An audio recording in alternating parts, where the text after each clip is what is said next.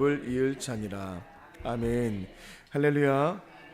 오늘도 새벽기도의 자리에서 말씀을 듣고 간절히 기도하심으로 내 안에 계신 주님과 풍성한 교제를 나누시고 주시는 힘과 능력으로 또 가정과 또 교회와 일터에서 승리하는 복된 한 날 되시기를 주님의 이름으로 축원합니다. 오늘 말씀의 제목은 복 주시는 하나님입니다. 복 주시는 하나님입니다. 사람들은 복이란 단어를 참 좋아합니다. 저도 그렇습니다. 벌 받는 것보다는 복 받는 게 훨씬 낫습니다.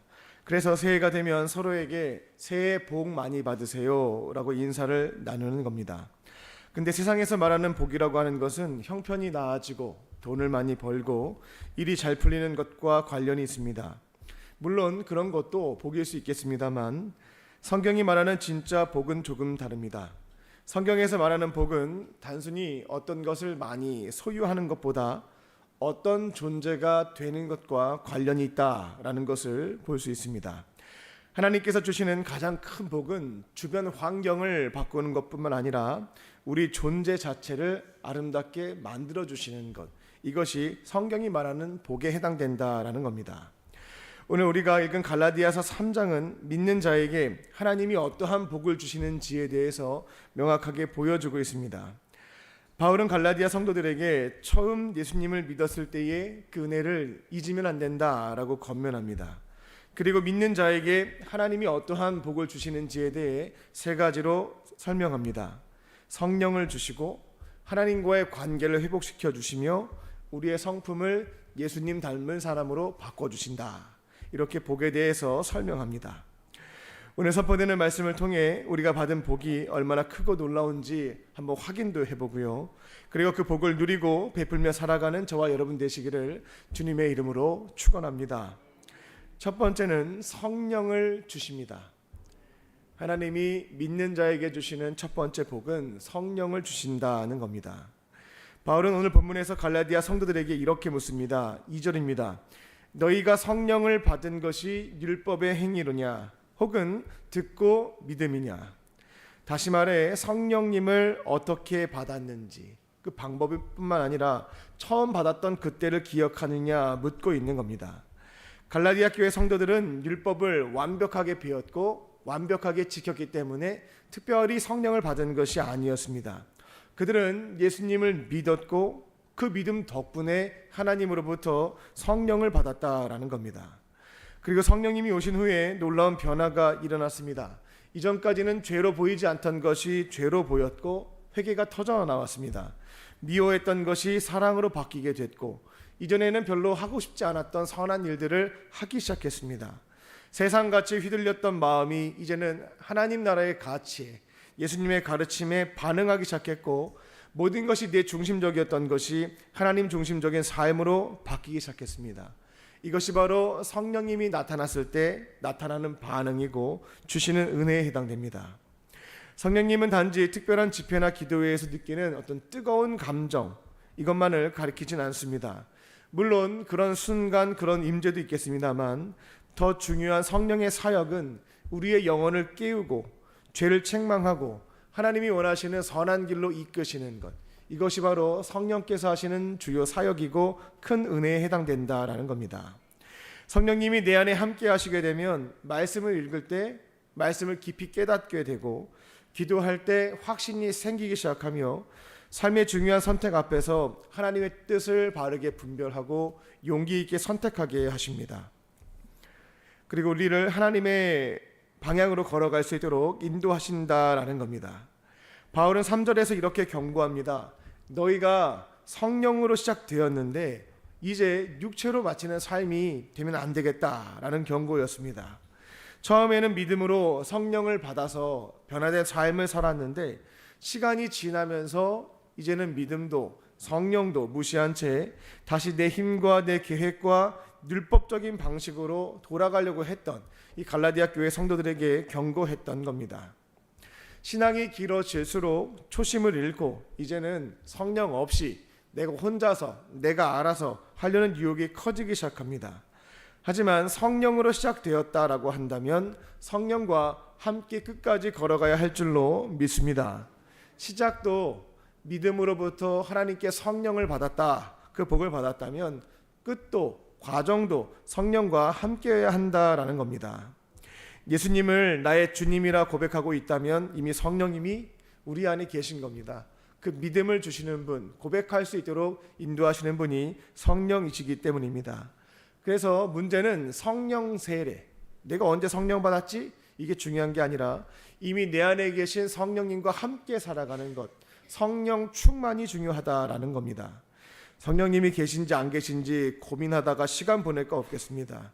이미 내 안에 성령께서 함께 하심을 믿고 믿는 자에게는 성령을 주심을 신뢰하며 이제는 성령 충만함으로 성령으로 시작해서 끝까지 성령님과 교제하며 사는 것입니다. 성령님은 억지로 우리를 끌고 가지는 않습니다. 말씀하시고 선하게 조용하게 분명하게 이끌어 가십니다. 우리의 마음을 두드리시고 기다리시며 우리가 그분의 음성을 외면하지 않고 순종으로 반응하기 시작하면 놀라운 일들을 행하십니다. 그래서 우리는 성경 말씀을 읽는 것 통해서 또 기도의 자리에서 믿음의 사람들과의 대화 속에서 오늘 성령님이 나에게 이렇게 말씀하시네, 이런 것들을 분별하고 지켜가기 시작할 때 성령과 동행하는 삶, 그분의 능력, 은혜를 충만하게 경험하게 될 줄로 믿습니다.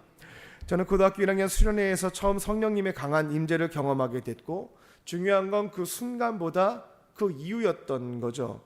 그때부터 말씀을 읽을 때 새롭게 깨달아지고 예전에는 그냥 다 넘어갔던 것들이 죄로 깨닫게 되어지고 또 작은 순종을 할 때 마음속에 평안과 기쁨이 있고 또 놀라운 일들을 경험하는 것들이 그 이후 시간부터 시작되었다라는 겁니다. 믿는 자에게 성령을 주시고 그분의 음성에 반응하기 시작할 때 동행하는 삶, 충만한 은혜를 경험할 수 있었다라는 겁니다. 성령은 믿는 자에게 주시는 하나님의 첫 번째 복입니다. 그분이 우리 안에 계심을 신뢰하며 이제는 그분과 함께 동행하며 은혜 가운데 살아가는 저와 여러분 되시기를 주님의 이름으로 축원합니다. 두 번째는 관계를 회복시켜 주십니다. 믿는 자에게 주시는 두 번째 복은 관계를 회복시켜 주십니다. 바울은 본문에서 아브라함을 예로 듭니다. 유대인들에게 아브라함 얘기하면 다 수용이 되는 부분들이었거든요.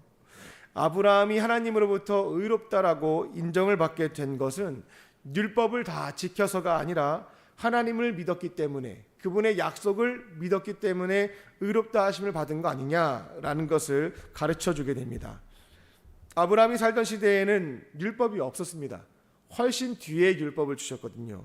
율법도 없었고 할례가 주어지지 않았던 시기였습니다.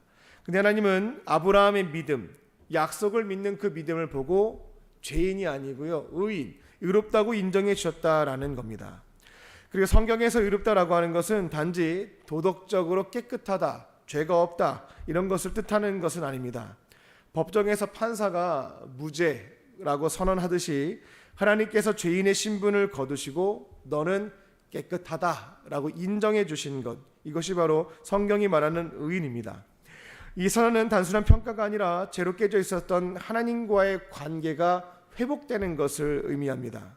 하나님은 아브라함의 그 믿음을 보시고 의롭다, 의인이다 라고 인정해 주신 뒤에 그를 친구로 부르시고 함께 사는 삶, 관계가 회복되어져서요 동행하는 삶을 하셨다라는 겁니다. 당시 유대인들은 이렇게 생각하고 오해하는 게 있었습니다. 예수님을 믿는 것 좋다. 근데 우리가 지금까지 하나님으로부터 선물로 받았고 지켜왔던 율법도 같이 지켜야 구원도 받고 의롭다 하심을 받을 수 있는 거다. 특별히 남자라고 한다면 할례도 무조건 받아야 된다. 그들에게 있어서 구원의 조건, 의인이 되는 조건은 믿음 더하기 율법 준수였다라는 겁니다. 근데 바울이 그들에게 전해 주었던 복음은 그게 아니었습니다. 오직 믿음으로 말미암아 하나님의 약속, 십자가 사건, 이것을 믿음으로 말미암아 은혜로 구원을 받는다라는 거였습니다. 율법은 우리의 죄를 드러내게 하고 이 죄를 해결하려면 구원자가 필요하겠는데 라는 것을 깨닫게 도와줍니다. 하지만 율법 자체가 우리를 구원하거나 의인으로 만들어주는 것은 아니다라는 겁니다. 바울은 10절에서 이렇게 말합니다. 무릇 율법 행위에 속한 자들은 저주 아래 있나니 왜 그러냐면 율법은 100% 완벽하게 지켜야지 의인이 될 수 있는 것을 말하고 있는데 어느 누구도 다 지킬 수가 없습니다. 조금이라도 어기면 율법은 어떠한 일을 하냐면 정죄를 시작하죠. 그래서 율법에 매여 있는 사람들, 율법 아래에 있는 사람들은 매번 나는 부족하다, 나는 못 지켰다, 무거운 짐을 짊어지고 산다라는 겁니다. 혹시 신앙생활을 하면서 죄책감 가운데 살고 계시지는 않습니까? 하나님이 날 정말 사랑하실까? 라는 의문을 갖고 계십니까? 이것은 율법 아래에 있어서 그렇습니다. 율법적인 기준으로 자신을 보게 되면 사랑에 대한 확신도 없고 내가 잘하고 있는지 죄책감 속에 머물 수밖에 없다라는 겁니다. 하지만 믿음과 은혜는 다릅니다. 13절에서 바울은 이렇게 선언합니다. 그리스도께서 우리를 위하여 저주를 받은 바 되사 율법의 저주에서 우리를 속량하셨으니, 예수님은 십자가에서 우리의 죄값을 다 치러주셨습니다. 그분이 받으신 채찍과 모욕과 못박힘, 죽음이라고 하는 것은 예수님이 극악무도한 죄를 져서 받으신 게 아닙니다. 죄가 없으신 분이 우리를 위해서 그 모든 것을 받으셨다라는 겁니다.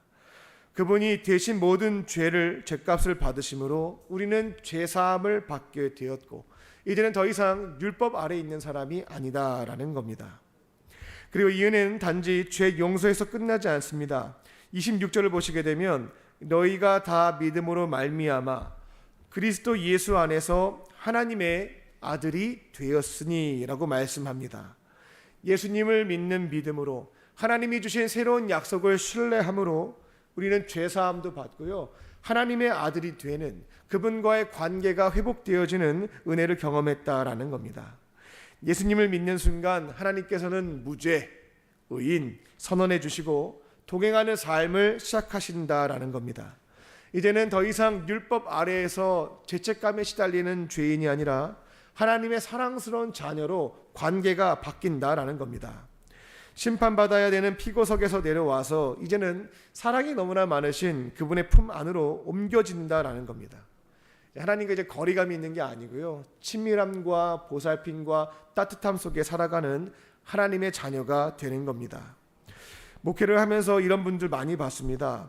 하나님을 두려워하면서 가까이 하지 못하는 분들입니다. 마치 항상 혼날 것 같은 마음으로 신앙생활을 하는 겁니다. 하지만 복음은 우리를 하나님 앞으로 담대히 나아갈 수 있도록 도와줍니다. 이제 우리는 예수님을 믿는 자들은 의인이 되어 하나님을 아빠, 아버지라고도 부를 수가 있습니다. 어려운 일이 있을 때 기꺼이 찾아가 도와달라고 말할 수도 있고, 슬픈 일이 있을 때 눈물을 숨기지 않고 울 수도 있습니다. 기쁠 때에는 하나님께 고백하며 함께 그 기쁨을 누릴 수도 있습니다. 예수님을 믿는 자에게 관계 회복의 복을 주십니다. 더 이상 죄책감과 두려움에 매일 필요가 없습니다. 하나님의 사랑 안에서 자유를 누리며 은혜 가운데 살아가는 것입니다. 하나님과 멀어진 느낌이 든다라고 한다면 이제 우리가 해야 될 것은 십자가 앞으로 나아가는 겁니다. 예수님의 보혈이 우리의 죄를 덮으시고 하나님과의 관계를 온전하게 회복시켜 주실 줄로 믿습니다. 그리고 자녀된 담대함으로 하나님과 동행하는 삶을 열어가는 저와 여러분 되시기를 주님의 이름으로 축원합니다. 끝으로 성품을 변화시켜 주십니다. 하나님이 주시는 세 번째 복은 성품을 변화시켜 주시는 겁니다. 바울은 27절에서 이렇게 말합니다. 누구든지 그리스도와 합하여 세례를 받은 자는 그리스도로 옷을 입었느니라. 그리스도로 옷을 입었다라고 하는 것은 단순히 겉모습만 바뀐 것을 말하지 않습니다. 예수님의 성품, 그분의 삶의 방식을 우리 안에 새롭게 입히신다라는 뜻을 갖고 있습니다. 옷은 그 사람이 누구인지, 어떠한 신분과 역할을 하는지를 보여주는 표지입니다. 왕이 왕복을 입으면 사람들이 그를 왕으로 인정하게 되고, 군인이 군복을 입게 되면 우리는 그들이 군인인 것을 알게 됩니다. 그리고 그들은 그 옷에 맞는 역할들을 합니다. 마찬가지로 우리가 그리스도로 옷을 입게 되었다라고 한다면 사람들은 우리 안에서 예수님의 향기와 모습을 기대하고 본다라는 겁니다. 그리고 우리의 말투, 표정, 행동, 판단 속에서 예수님의 성품, 그분의 방식이 드러나야 된다라는 겁니다. 이 일은 우리의 노력으로 되는 건 아니고요, 우리 안에 계신 성령께서 조금씩 그리스도의 옷 입은 자로 변화시켜 주시는 줄로 믿습니다. 옛사람의 욕심과 교만, 미움과 불순종이 있었는데요, 예수님을 믿는 자에게는 그리스도로 옷을 딱 입혀주셔서 이와 같은 것을 하나씩 둘씩 벗겨내십니다. 그리고 예수님의 온유, 겸손, 사랑, 순종의 옷을 입혀주십니다. 그래서 믿음의 시간이 길어질수록, 성령님의 말씀에 반응하는 것이 많아질수록 우리는 세상과 구별된 예수님의 길을 걷는 모습으로 바뀌게 된다라는 겁니다. 이전에는 참기 어려웠던 상황 속에서도 인내를 선택하게 되고, 도무지 용서할 수 없었던 미워하는 사람을 품을 수 있게 되며, 나 중심의 삶에서 벗어나서 옛날엔 안 그랬는데 자꾸 주변 사람들을 돌아보고 섬기는 사람으로 바뀐다라는 겁니다. 이 변화라고 하는 것은 단번에 이루어지지 않습니다. 성령과 동행하며 하루하루 순종하게 되면 이처럼 예수님의 성품을 담는, 그리스도로 옷 입고 그와 같이 살아가는 것들이 나타나는 것을 발견하게 될 줄로 믿습니다. 바울은 28절에서 이렇게 선포합니다. 너희는 유대인이나 헬라인이나 종이나 자유인이나 남자나 여자나 다 그리스도 예수 안에서 하나이니라. 이것이 바로 성품, 관점의 변화입니다. 예수님을 닮아갈수록 내 안에 갖고 있었던 장애물들, 선들, 벽들이 무너진다라는 겁니다. 내 경험과 문화, 내가 속한 집단의 경계 안에서만 사람을 봐왔었는데, 이들만 잘 섬겨야지 해왔었는데 이것이 무너지고 넓어진다라는 겁니다. 이제는 누구든지 예수님 안에서 머무는 사람들은 한 형제, 한 자매임을 인정하게 되고 그들의 다른 모습도 품는 사람으로 변화가 된다. 마음의 그릇이 커진다라는 겁니다. 목회를 하면서 가장 행복한 순간은 예수님을 믿는 믿음을 갖기 시작하고 그 사람이 그리스도의 옷을 입어서 삶이 바뀌는 것을 목격하는 데 있습니다. 한 형제가 있었습니다. 늘 화를 잘 내고 자기 주장대로만 하려는 고집이 강한 사람이었습니다. 그러니까 주변 사람들이 썩 좋아하지 않은 거죠. 가족도 친구들도 멀리했던 겁니다. 근데 예수님을 믿고 몇 해가 지나자 여러 가지 변화들이 나타났습니다. 가장 큰 게 얼굴 표정이 많이 바뀝니다. 표정이 밝아지고 다툼도 줄어들었고 주변 사람을 대하는 모습이 달라졌습니다. 존중도 하고요. 말투와 행동에도 변화가 있었습니다. 그래서 주변 사람들이 이렇게 말들을 많이 했습니다. 저 친구가, 저 형제가 예수님 믿고 많이 달라졌어, 많이 변했어 라는 말이었습니다. 이것이 바로 하나님이 주시는 복, 그리스도로 옷 입는 자에게 주시는 성품의 변화에 해당된다라는 겁니다. 신앙생활의 가장 중요한 목표는 예배를 출석하는 것도 중요하지만 예수님을 닮아가는 것인 줄로 믿습니다.